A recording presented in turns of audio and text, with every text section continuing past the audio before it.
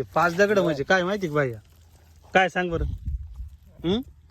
हे पृथ्वी, अग्नी, जल, वायू आणि आकाश हे पंचमहाभूत आहे बसून ही पृथ्वी तयार व्हायली.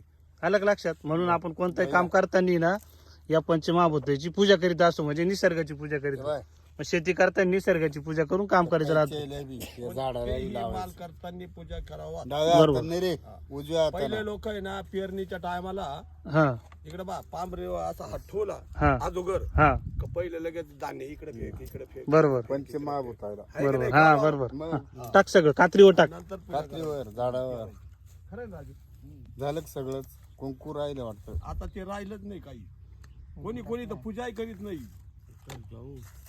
करीता का नाही ना आम्ही काही ठिकाणी आता राहणं बरं मावळणारी जात आमची नव्हे